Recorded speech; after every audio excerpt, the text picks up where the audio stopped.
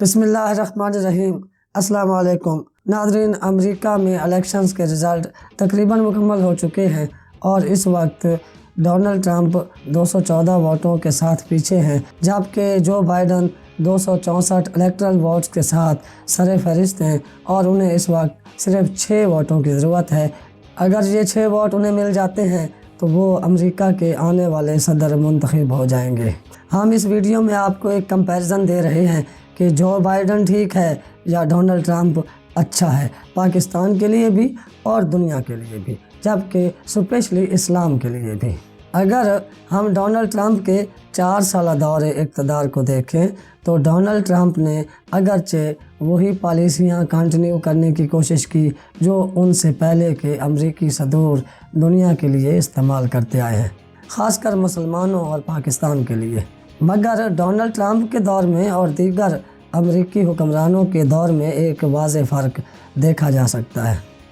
वो फ़र्क ये है कि मौजूदा अमरीकी सदर डोनाल्ड ट्रंप की हैसियत एक ऐसे खिलाड़ी की है जो नूरा कुश्ती करने वाला खिलाड़ी समझा जाता है, यानी जो धमकियां तो देता है मगर अमली तौर पर ऐसा करता नहीं जैसा वो कहता है। इसकी मिसाल आप ये ले लें कि उसने ईरान पर हमले की धमकी दी, उसने जनूबी कोरिया पर हमले की धमकी दी, चाइना के साथ जंग के लिए धमकी दी, मगर वो फिर पीछे हट गया। यानी अगर कोई डर गया तो ठीक है, वरना खुद पीछे हट जाओ। इसी तरह उसने बोल्ड फैसले किए, जैसे तालिबान को वाशिंगटन में बुलवाना, फिर उनसे अचानक मिलने से इनकार कर देना और फिर खुद से दोबारा उनके साथ मुज़ाकरात के लिए कोशिशें करना और अफ़गानिस्तान में अमन कायम करने की कोशिश करना। ये डोनाल्ड ट्रंप ने दुनिया में कहीं भी कोई नई जंग शुरू नहीं की।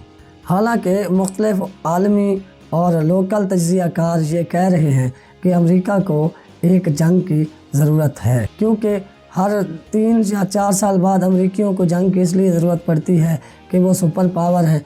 एक तो उन्हें जो नए हथियार वो बनाते हैं उन्हें चेक करना होता है, दूसरा जंग करने से उनके हथियारों की खपत में इजाफ़ा होता है, उनकी आमदन में इजाफ़ा होता है और जिस इलाके में वो जाते हैं वहाँ पर वो हथियार बेचते हैं, अपने सामान को बेचते हैं, कोई नई चीज़ों पे कब्ज़ा करते हैं, तो उनको इसकी भी ज़रूरत है। दूसरा, पहले अमेरिकी सदूर में ये था कि सुपर पावर है, जिसने अकड़ की उसको जाके दबोच लो और मार पीट के मिलिया-मेट कर दो, जैसे सद्दाम के साथ किया गया, लीबिया के साथ, या उसामा बिन लादेन के साथ अफ़गानिस्तान में उन्होंने करने की कोशिश की, या तालिबान के साथ। मगर ट्रंप ने ज़्यादातर काम मुज़ाकरात से किया।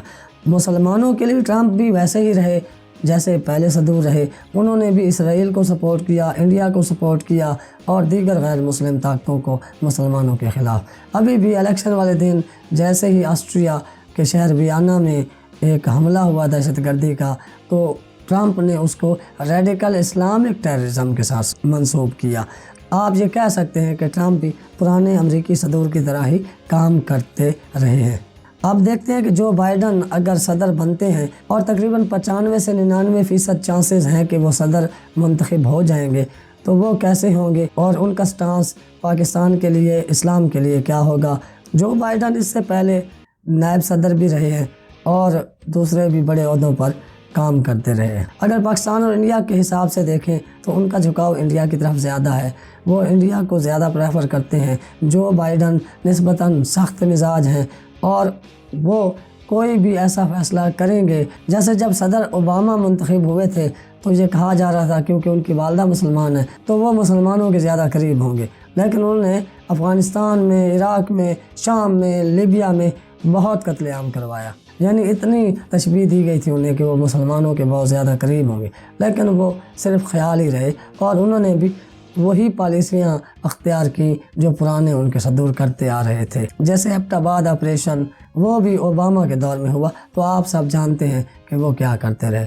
तो आप जो बाइडन से भी ऐसे ही गैर मुतवक्के फ़ैसलों की तवक्को रखें। ट्रंप को क्योंकि शिकस्त हो रही है तो ट्रंप ने बड़े पैमाने पर धांधली का इल्ज़ाम लगाया है और 2-3 रियासतों के रिज़ल्ट्स को अमेरिकी सुप्रीम कोर्ट में चैलेंज करने का ऐलान किया है, जबकि उन्होंने इन रिज़ल्ट्स को मानने से भी इनकार किया है। इंतखाबात से पहले ही इंटरनेशनल लेवल पर और लोकल लेवल पर ये कहा जा रहा था कि मौजूदा अमेरिकी इंतखाबात अमेरिका के लिए तबाहकुन साबित हो सकते हैं। اب امریکہ میں ایک خانہ جنگی کی پوزیشن پیدا ہو رہی ہے اور کچھ علاقوں میں جلاؤ گھیراؤ بھی ہوا ہے جو کہ ٹرمپ کے ساتھیوں نے کیا ہے اور ٹرمپ کے خلاف بھی مظاہرے ہو رہے ہیں۔ واشنگٹن میں تقریباً کرفیو کی سی پوزیشن ہے، تو آپ یہ بھی اندازہ لگا سکتے ہیں کہ امریکہ میں ایک سول وار کا خطرہ پیدا ہو رہا ہے، کیونکہ ڈونلڈ ٹرمپ ان انتخابات کو تسلیم کرنے سے انکاری نظر آتے ہیں۔ اگر وہ یہ انتخابات تسلیم نہیں کرتے تو یقیناً امریکہ میں بہت بڑے پیمانے پر خانہ جنگی اور قتل و غارت کا خدشہ موجود ہے، اور کچھ علاقوں میں تو جلاؤ گھیراؤ شروع بھی ہو گیا ہے۔ مزید خبروں اور انالیسز کے لیے ہمارے چینل کے ساتھ رہیں۔ آپ اپنے گھر والوں دوستوں کا خیال رکھیے گا، ہمارے اس چینل کا بھی۔ اللہ حافظ۔